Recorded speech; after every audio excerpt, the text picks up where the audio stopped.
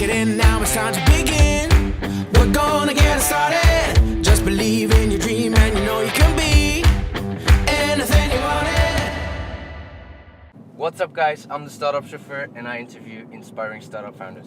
You ask questions, they answer them. Today I'm joined by Nick, founder of Travis and Volareo. Nick, your elevator pitch starts right now. Goedemorgen, hoe gaat het?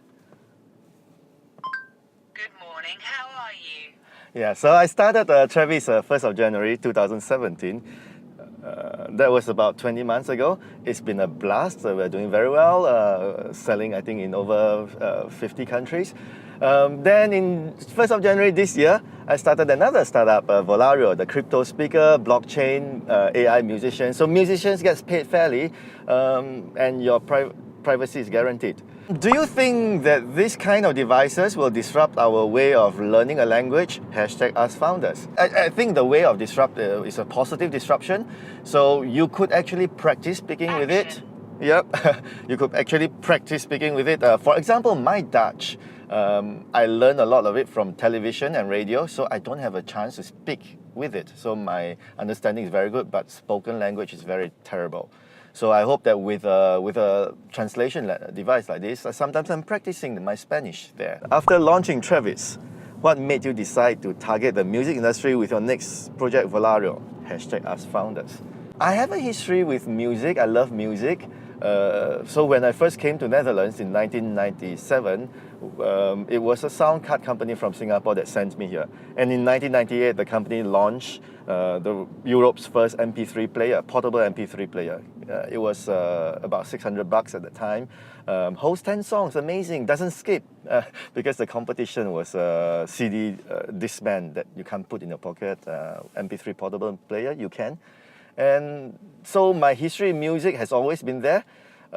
After Travis grew very well, I'm a startup founder. I prefer to do experimental things. So I decided to take on music again, and I saw that there was a lot of things wrong with the music industry, musicians not paid fairly, music data, many things.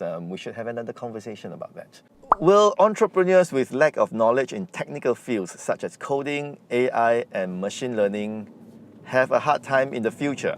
#AskFounders. You don't have to be a coder. You don't have to be a machine learning expert or AI data scientist, but you do need to know how to use this, how is it impacting our daily lives, because it is the applications of AI, machine learning, technical coding, how do you apply it in daily life, that's very important. And of course, you have to work with a good partner, a good co-founder that's much more technical than you. Disadvantage, no. You have to play your strengths. How do big companies, corporate with young people, adopt the startup mentality? Every corporate wants to behave like a startup now, the innovation, the expressiveness. So what happens is that you have the managers have to give a space, a free space, a very safe space.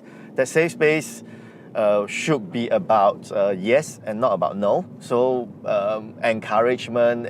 Every time somebody does something and say like, no, don't do it that way, you basically stifle his or her willingness to try something the next time. Try to give more encouragement than to close rules. Of course, with bigger corporates, there are more rules and regulations, but find a space, find a domain space where within that space, there are less rules. And then outside that space, complete rules, that's fine. So make that startup safe space. Which emerging technologies or trends will be the most helpful for Volareo to boost mainstream adoption? A very good question. It's not about blockchain, it's not about cryptocurrency. It is about people being more aware of data. If you are using a free product like Facebook, like Google, you are the product. So that data should be yours. You are generating more and more data. Next time we get into this car, for example, it could be scanning us, knowing our mood, or your Fitbit is generating a lot of data. All these data should be yours, and you should be able to decide what to do with it. That is actually essentially the principles behind decentralization, privacy, and then blockchain is just one of the enabling technology. So that's why I tried not to talk so much about blockchain these days, and yet I mentioned it 3 times. So yeah, that awareness of people becoming aware of their data and deciding what to do with it, that's going to be impacting Volareo's uptake in the coming years. How influential was the current hype about blockchain in the VC world, and thus the potential to receive substantial investments to your decision to base Volareo on the blockchain technology? Hashtag askfounders. It was not about VC money. It was, look, we are building a decentralized world, so that was not our first thought. So the short answer is no, there was no impact of that. In fact, actually, I started monitoring blockchain in 2016, the impact of blockchain in the music, which projects started coming on in the platform. So in the middle of 2017, I got to connected with a Music Coin founder.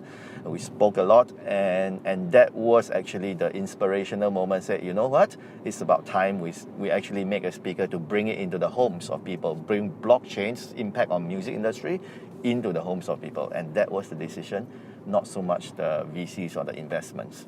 Nick, how do you balance your time and energy co-founding two successful startups? Two startups? No, more. Well, you'll hear more about Blockchain Records soon. I'm also now on the board of Restart Foundation. Restart Foundation, a crowdsourcing school. Crowdsource coding school. I'm very passionate. I think the passion drives me. The passion is my energy. As a matter of principle, I don't really divide my life and my work. I guess I'm one of those lucky ones who is able to combine my life and my work. My work is my passion and my life is my passion, so you see it goes around, and that's where my energy comes from. Hi Nick, how do you deal with stress?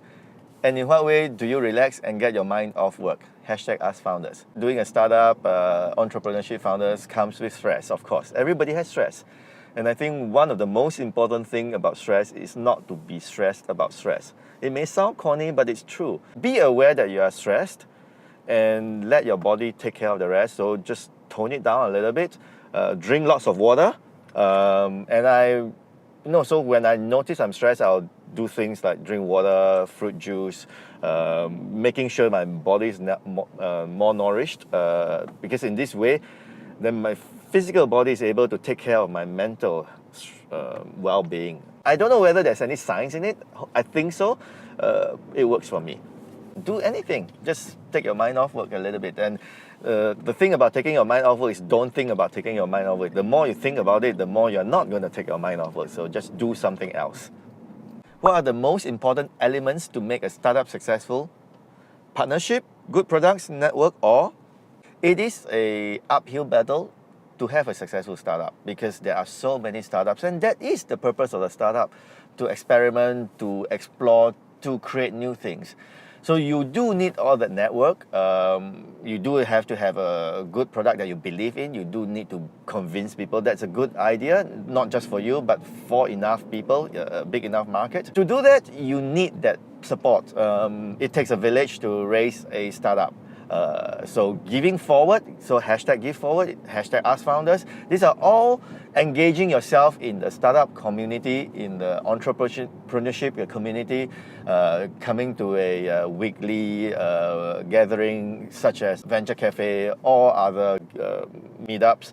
That is not just to network, but to build solid relationship, surround yourself with a solid network of people that believe in positivity, and that goes around, comes around, and you will find that if one idea is not successful, you will come up with another successful ideas in time, and keep at it. Tips and tricks for your mental state whenever you get those lost moments, whenever you start questioning the purpose and the need of anything you do. Do you get that often? Do you become more self-sure as entrepreneur with time?